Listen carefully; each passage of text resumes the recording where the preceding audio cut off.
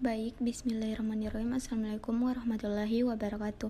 Perkenalkan, nama saya Sri Ayu Andrani Nur. Baik, kali ini saya akan menjelaskan materi mengenai sistem ekskresi. Selamat menyaksikan. Ekskresi adalah proses pembuangan sisa metabolisme dan benda tidak berguna lainnya. Ekskresi sendiri adalah proses biologis yang terlibat dalam pembuangan sisa metabolisme yang berbahaya dari tubuh disebut ekskresi, seperti dalam proses lain, nutrisi, transportasi, respirasi, dan organisme. Kemudian menggunakan strategi yang berbeda untuk melakukan ekskresi dalam kasus organisme uniseluler. Kemudian limbah dikeluarkan dari permukaan tubuh ke air di sekitarnya oleh proses yang disebut difusi. Tetapi dalam kasus organisme multiseluler, organ khusus berevolusi untuk melakukan ekskresi pada manusia.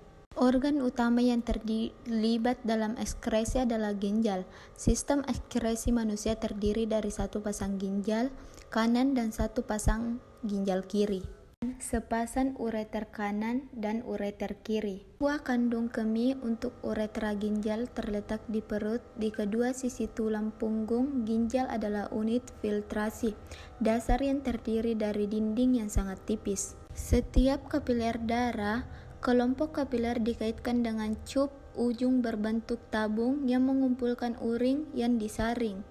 Setiap ginjal memiliki sejumlah besar unit filtrasi yang disebut neuron vac berdekatan produk. Kemudian limbah adalah limbah nitrogen yang dikumpulkan dari darah dalam bentuk urin. Urin yang dihasilkan melalui ureter ke kantung kemih. Kemudian urin dilepaskan keluar melalui uretra.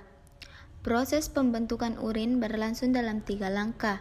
Pertama itu filtrasi, kemudian reabsorpsi, kemudian filtrasi limbah. Dalam 3 langkah, 1 filtrasi, 2 reabsorpsi, 3 filtrasi limbah, nitrogen seperti asam urat dikeluarkan dari darah di ginjal. Proses urat pembentukannya terjadi di neuron. Reabsorpsi beberapa zat seperti glukosa, asam amino, garam, dan air utama yang disaring bersama dengan limbah nitrogen diserap kembali.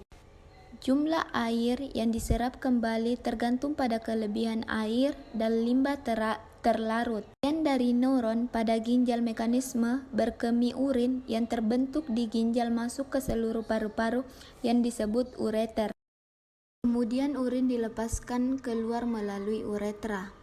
Proses pembentukan urin berlangsung dalam 3 langkah. Pertama, filtrasi.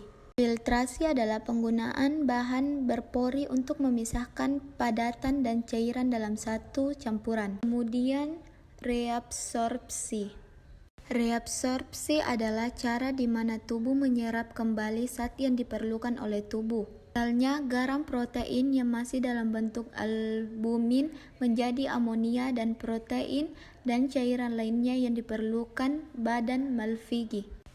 Kemudian yang ketiga itu ada yang namanya sekresi. Sekresi adalah proses untuk membuat dan melepaskan substansi kimiawi dalam bentuk lendir yang dilakukan oleh sel tubuh dan kelenjar. Sekresi mempunyai kegunaan tertentu sebelum akhirnya terbuang melalui ekskresi. Proses pembentukan urin berlangsung dengan 3 langkah. Yang pertama itu ada yang dinamakan ureter. Ureter adalah bagian dari sistem urinaria yang berbentuk menyerupai saluran pipa atau tabung. Kemudian ginjal. Ginjal merupakan organ yang berada di bagian bawah tulang rusuk belakang tubuh manusia. Yang ketiga itu ada yang dinamakan kandung kemih. Kandung kemih adalah bagian dari sistem saluran kencing yang terdapat di dalam tubuh manusia. Kemudian selanjutnya ada yang dinamakan uretra. Uretra atau saluran kencing adalah saluran yang mengalirkan urin dari kantung kemih ke luar tubuh.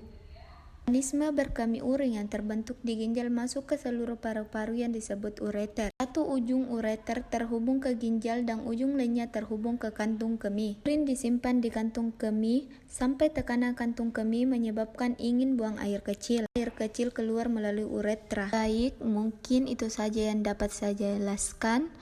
Lebih dan kurangnya mohon dimaafkan. Saya akhiri dengan ucapan wabillahi taufik wal hidayah. Assalamualaikum warahmatullahi wabarakatuh.